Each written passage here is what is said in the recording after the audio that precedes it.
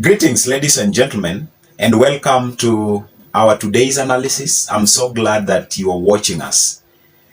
Now, if you followed William Ruto's event in Homa Bay County, that he actually graced the occasion of Dr. Raymond Omolo's, Thanksgiving at home, how would you rate him? How would you rate the entire event? Because in the line of politics of William Ruto, it is always in Nyanza region, especially in the Luo Nyanza, where whenever he makes a visit, he appears to be that visitor who is dressed up in a very, immaculate attire, to the extent that when the host serves the soup on the table, definitely this visitor, and in this case William Ruto, must be very careful of how he scoops the soup. That is very metaphorical in its sense, and I believe you understand. Now, in this analysis, I want us just to do a deduction of William Ruto's visit to Nyanza. And as a matter of fact, if you are very keen, you might have realized that William Ruto changed the way he always packages himself when he makes a visit. Amoso ujadurua. Jadurua untie. Jadurua umor. Onjelo janam jodurua untie. And I was listening to one of these political analysts just on YouTube here, and he was saying that Ruto appeared to be very unique. Unique in the sense that the way he handled the event showed that either he was in fear or he was a man who went to stamp his authority. He's never welcomed in the Nyanza region politically. His significance is not felt in the Luo Nyanza because they have their own. And at the same time, the second one is that he might have gone there to stamp his authority as the president because, it is very seldom that the people of Luo Nyanza will be seeing such kind of visits. So those two extremes were defining the ultimate aspect of William Ruto's, a visit to the Nyanza region.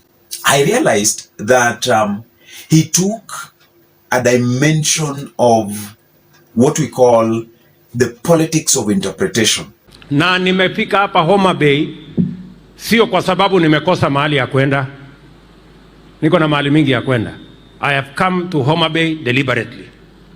The politics of interpretation comes in a way that when you go to an area where you are not supposed to be normally welcomed, first of all, you study the mood of the environment. And after studying the mood of the environment, you come up with a tactful way of grabbing the opportunity. So grabbing the opportunity here means if the objective of that meeting which you are supposed to accomplish is kind of, let's say, like in that case was celebration, you make a trade-off. And once you make a trade-off, you go for something which is bigger than the objective that you went for in its sense. We are going to make sure that no part of Kenya, no section of Kenya, no community in Kenya is left behind as we march forward as a nation. And if you look at that event, you will try to question, why did William Ruto carry all that kind of, selection of leaders?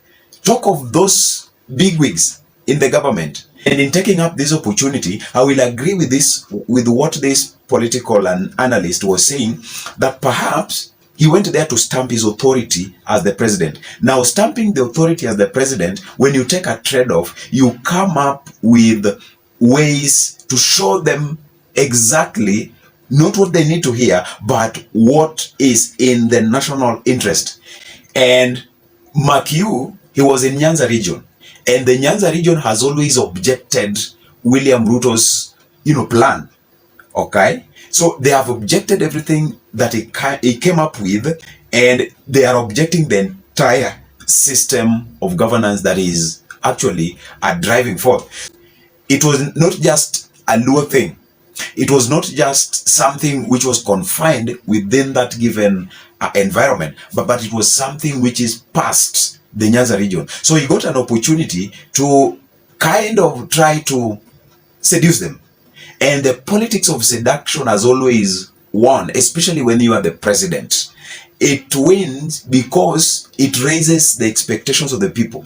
Now, first of all, when he was trying to go deeper into how his plan will work, it was apportioning them and bringing in how the Luo nation will always benefit, how the people of Nyanza region will always benefit, how his leadership should not be segmented and Luos left aside and only thinking that, the man on top is only focusing on other regions. So he took an advantage and addressed the national issues at the very function where we expected him not to go that dimension. So for him, that was the advantage that he took in his political interpretation of the environment. And that is the reason why a visitor was dressed in a very white attire, immaculate attire, and the way he was scooping the soup, he was very careful.